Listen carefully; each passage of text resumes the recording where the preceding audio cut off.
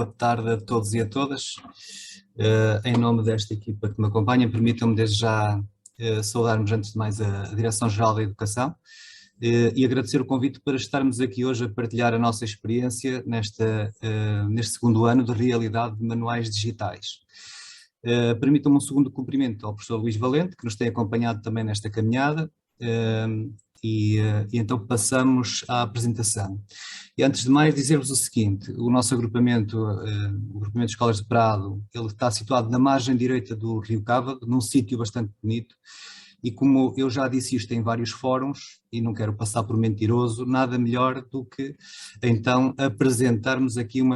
pequeno vídeo sobre o local onde fica o nosso agrupamento e a sua constituição.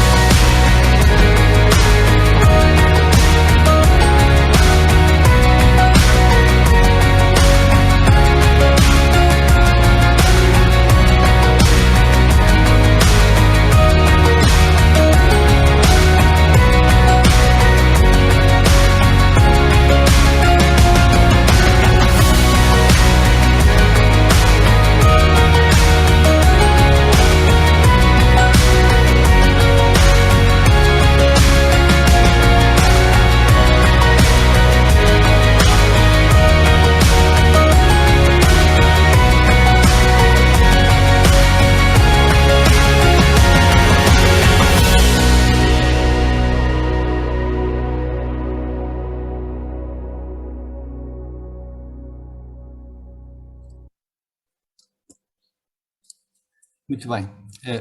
esperamos que tenham gostado deste pequeno vídeo e vamos então à nossa pequena apresentação propriamente dita. Portanto, a equipa já foi aqui apresentada, portanto, hoje está aqui o diretor, a coordenadora do projeto, que é também diretora de turma e docente, a professora Carla Carvalho, bem como a professora Regina Freitas, que é a diretora de turma e também docente. O nosso projeto educativo tem por visão, como visão, prevê que o agrupamento se constitua como um espaço multidimensional de aprendizagens, afirmando-se pela qualidade do ensino que pratica e pela relevância das atividades que desenvolve, espelhando uma imagem de instituição aberta, plural, cultural, solidária, inovadora e inclusiva, promotora da valorização social e cultural do seu território educativo e da consecução do perfil dos alunos à saída da escolaridade obrigatória. A sua missão é promover, acima de tudo, valores éticos, tornando a escola um espaço de cultura e de cidadania aberta à comunidade e formadora de indivíduos e cidadãos do mundo. A constituição do agrupamento é um pouco esta que aqui aparece, ou seja, nós temos 6 estabelecimentos de ensino, damos resposta desde a educação pré-escolar até ao 3º ciclo e também temos uma turma PF e uma turma EFA. Acolhemos menores estrangeiros não acompanhados, que estão devidamente integrados nas turmas, e no 1º ciclo pré-escolar temos 520 alunos, crianças e alunos, e no 2º e 3º ciclo temos 492 alunos. Portanto, o nosso ecossistema digital, se quisermos chamar assim, ele prevê aqui uma série de iniciativas base de funcionamento, com recurso às plataformas, nomeadamente a plataforma Inovar, que nos permite fazer a gestão dos alunos, do pessoal docente e do pessoal não docente, da contabilidade, do SAS, do plano. Então, continuando, usamos o correio eletrónico institucional para todos os docentes e não docentes, a G Suite da Google, e a comunicação ao nível interno e externo, ainda com muitos aspectos a melhorar, obviamente, mas recorremos ao Facebook em termos da nossa presença nas redes digitais, não vai muito além do Facebook e da página da escola. O projeto piloto dos manuais digitais, portanto, ele iniciou-se no ano 21-22, num ano em que tínhamos tudo para não avançar, até porque estávamos a recuperar de obra, que ainda continuamos um pouco nessa situação, e em plena pandemia. E há aqui um nome que é inevitável falar dele e mencioná-lo aqui, que se chama Lúcia Pinheiro. A professora Lúcia Pinheiro, para além de ser adjunta do órgão de gestão, foi a pessoa que desde a primeira hora nos desafiou a entrar neste projeto. E então, obviamente que procuramos desde logo tentar avançar de forma cautelosa, não avançar com um ano de escolaridade por inteiro ou por um ciclo, mas sim com algumas turmas. Em termos da coordenação do projeto, como já referimos há pouco, ele é coordenado pela professora Carla, que faz o acompanhamento aos alunos, aos docentes e aos encarregados de educação, faz aqui também a articulação com as editoras, a colaboração com o órgão de gestão na resolução de eventuais problemas, e eles vão surgindo no seu dia-a-dia, é normal. Faz também a articulação e a colaboração com o Centro de Competência TIC, e é também responsável pela aplicação de questionários aos alunos e aos docentes e encarregados de educação, como foi o exemplo de há bem pouco tempo, em que estivemos em presença com várias escolas que estão no projeto, com a DGE e com os centros de competência, para dar conta daquilo que também foi o nosso contributo para a análise SWOT que foi realizada. O nosso PAD, obviamente que este projeto decorre também um pouco daquilo que são as medidas e as ações previstas no nosso PAD, não poderia ser de outra forma. Ele entra aqui nas partilhas de boas práticas, em que, para além do uso de outras plataformas, como elas aqui aparecem, temos também prevista a implementação do projeto piloto dos manuais digitais em 2 turmas de 5º ano e 2 turmas de 6º ano. Esta é a realidade atual. Porque no ano anterior nós tínhamos apenas 2 turmas de 5º ano. Para esta situação nós definimos também indicadores e metas. E como é que isto começou? Portanto, como eu referi há pouco, ou seja, com o desafio lançado pela professora Lúcia Pinheiro e que nos levou a avançar de forma cautelosa, com a apresentação e aprovação do projeto para as 2 turmas de 5º ano em Conselho Pedagógico, a informação aos encarregados de educação para que, de forma bastante atempada, nós conseguíssemos informar que no ano seguinte os alunos iriam deixar os manuais em papel e passariam a usar os manuais digitais. Não quer dizer que o papel deixasse de existir, não, o que ia deixar de existir naquela realidade eram apenas os manuais, portanto, tudo o resto iria continuar, como há bem pouco tempo a doutora Maria João Horta referia, e bem, a biblioteca continua a existir e não é com manuais digitais, também tem e-books e tem suportes digitais, mas os manuais, os livros em papel continuam a fazer parte do espólio da biblioteca e os recursos em papel continuam a existir. Também definimos a coordenação do projeto, auscultamos os docentes que poderiam vir a integrar os conselhos de turma que iríamos envolver nesta iniciativa e uma coisa que foi muito importante, a planificação dos espaços. Como referimos há pouco, nós estávamos a recuperar de obra e tínhamos que definir muito bem, de forma muito estratégica, quais eram as salas que iríamos afetar ao projeto. Porque, para além das salas, tínhamos que perceber se aquela zona, geograficamente, se estava bem servida do ponto de vista da rede wireless. Mas, mesmo assim, tivemos que pensar numa rede dedicada para evitar que houvesse mais constrangimentos, até porque é uma rede que é partilhada por todos os alunos do agrupamento, da escola, perdão. Para além disso, tivemos que pensar na existência ou não de equipamentos suficientes para disponibilizar aos alunos, de forma a evitar que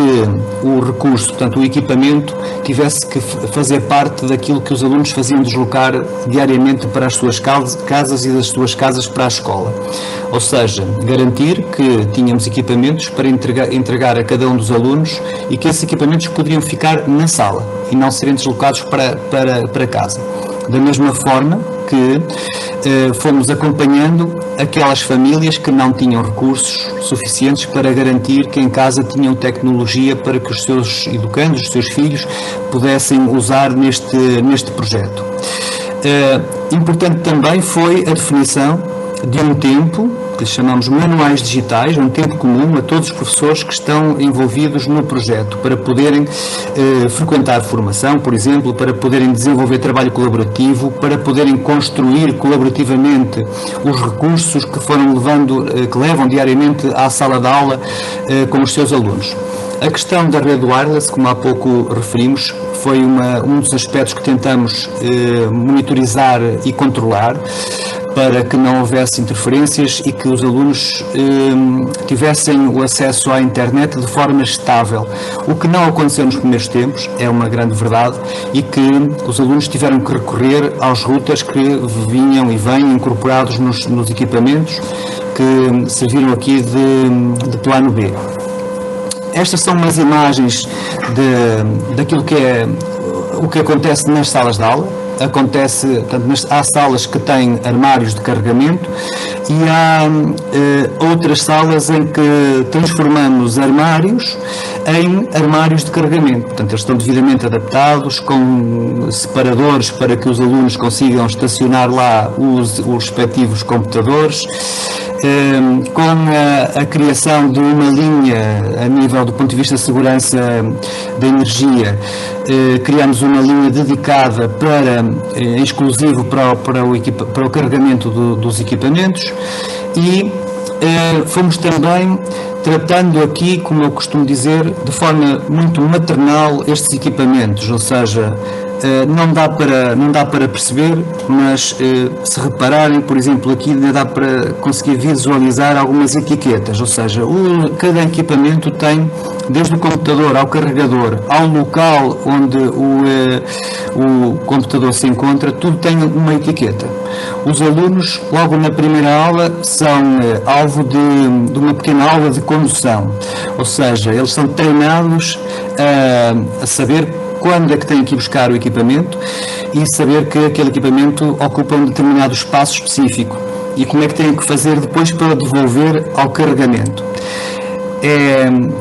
Portanto, neste momento nós temos, como referimos, temos 4 turmas, 2 turmas de 5º ano, 2 turmas de 6º ano, o que totaliza 98 alunos envolvidos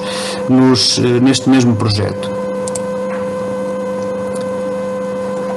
Os docentes, já referimos aqui a quem é a coordenadora, e os conselhos de turma das 4 turmas, portanto, neste momento envolvem 20 docentes. Então, em termos de docentes, foi importante o quê? Foi importante, e é importante, continua a ser, a oficina de formação da DGE, portanto, intitulada de Manuais Digitais com Recurso a Metodologias de Aprendizagem Ativa, que envolveu 13 docentes, o MOOC, da Aprendizagem Ativa com a Utilização de Tecnologias e Manuais Digitais, tanto a primeira como a segunda edição, que abraçaram 15 docentes, e a formação que as editoras, desde a primeira hora,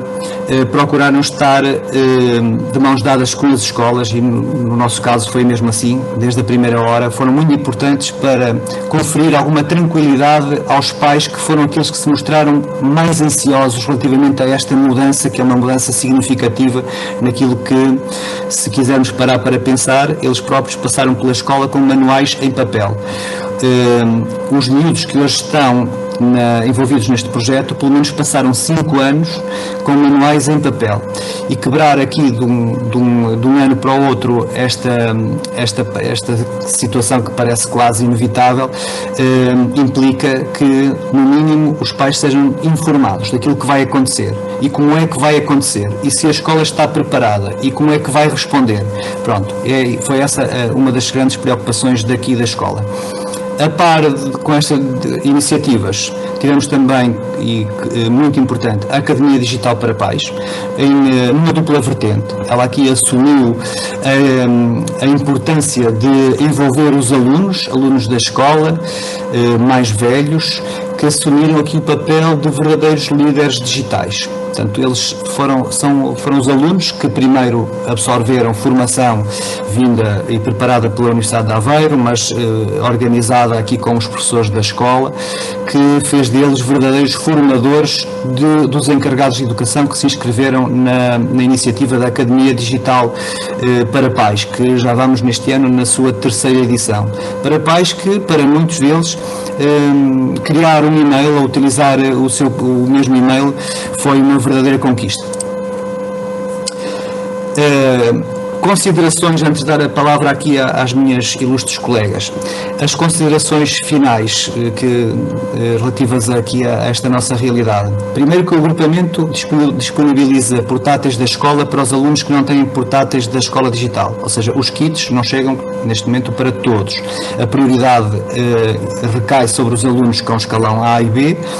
e a escola vai-se valendo dos outros equipamentos que tem e que os coloca à disposição dos alunos que estão envolvidos neste projeto. Segundo, que cada sala dispõe de um armário de carregamento que fica ligado até ao final de cada dia. Durante a noite os equipamentos não ficam a carregar, eles são desligados, há um período de tempo útil que garante o carregamento para que no dia seguinte não haja surpresas desagradáveis. Continua a ser necessário ainda que cada sala tenha extensões espalhadas pelo chão para que os equipamentos não entrem em falência durante a sua utilização ao longo do dia. Dizer ainda que os computadores e os tablets e os respectivos carregadores, tal como referimos há pouco, todos eles foram etiquetados para não haver aqui conflitos entre os alunos, da mesma forma que os locais onde os equipamentos são estacionados também têm lá a respectiva etiqueta. A importância também dos encarregados de educação terem solicitado formação para poderem em casa acompanhar minimamente aquilo que os seus educandos contactam diariamente nesta nova realidade. E claro, nem tudo é maravilhoso, daí que às vezes a conexão à internet não funciona no seu melhor e às vezes os equipamentos desligam-se, que perdem a ligação à internet, e para além disso agrava ainda um pouco as situações que decorrem do bloqueio que os equipamentos muitas das vezes acabam por refletir. Mas de um modo geral estamos satisfeitos com este projeto que está a acontecer aqui no agrupamento. Vou dar agora então a palavra à professora Carla Carvalho.